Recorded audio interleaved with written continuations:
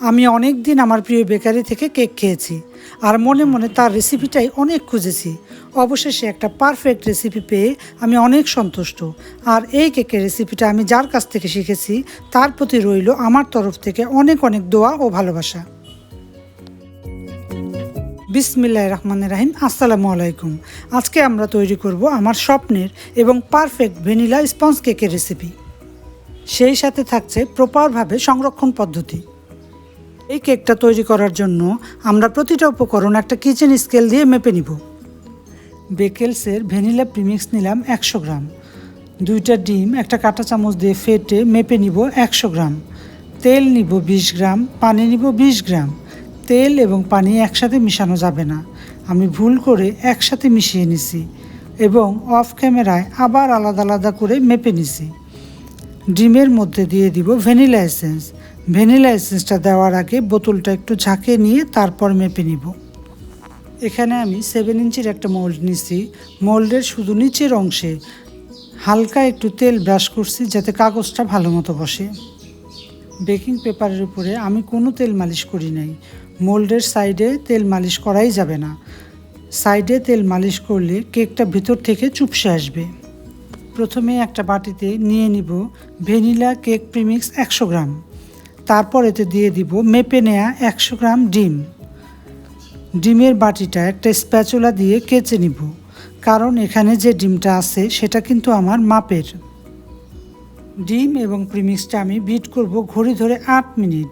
প্রথমেই বিট করা শুরু করলে ময়দাগুলো উড়ে উড়ে যায়, তাই বিটার মেশিনটা বন্ধ করে ময়দাটা ডিমের সাথে ভালো করে মিশিয়ে তারপর বিট শুরু করব।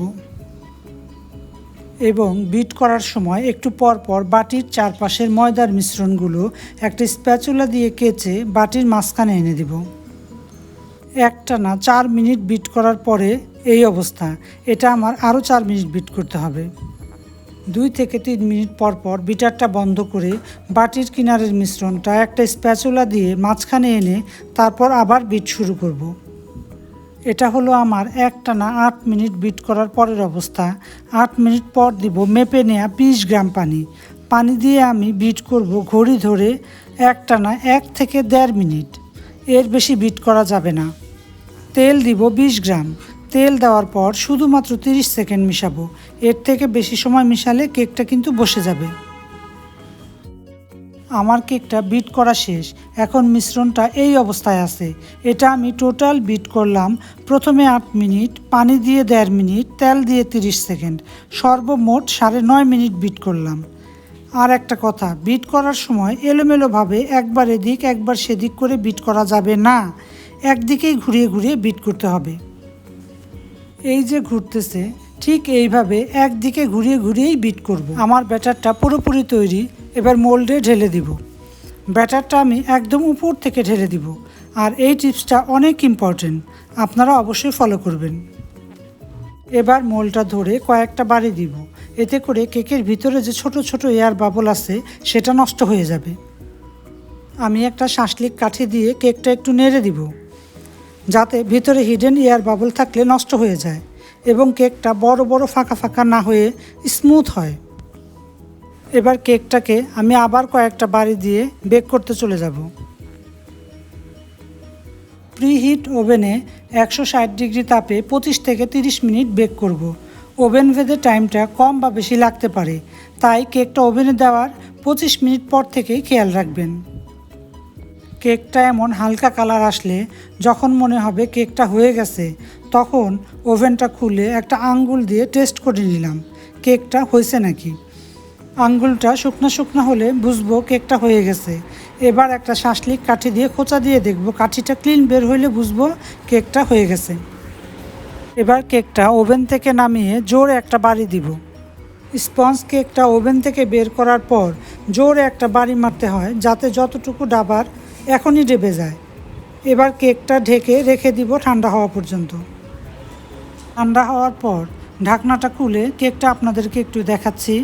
দেখেন কেকটা এক ফোঁটাও চুপসে যায় নাই এবং কতটা সুন্দর এবং স্মুথ হয়েছে। আর এই কেকটা সত্যি সত্যিই অসাধারণ হয়েছে।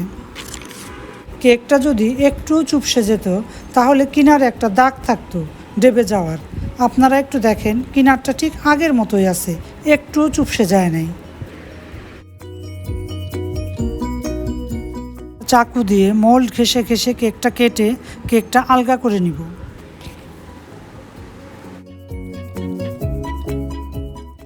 আমার কেকটা একটু দেখেন কতটা সফট হয়েছে, একদম তুলার মতো নরম। আমার ধরতেই ভয় লাগছে। পাশ থেকে একটু দেখাই কেকটা কেমন হয়েছে। কেকটা ঠান্ডা হলে ক্লিয়ার র্যাপ দিয়ে ঢেকে এয়ার টাইট করে র্যাপ করে রাখবো নর্মাল তাপমাত্রায়, মানে ডাইনিং টেবিলের উপরে রাখা যাবে 3 দিন, নর্মাল ফ্রিজে রাখা যাবে 7 দিন, ডিপ ফ্রিজে রাখলে 1 মাস সংরক্ষণ করা যাবে।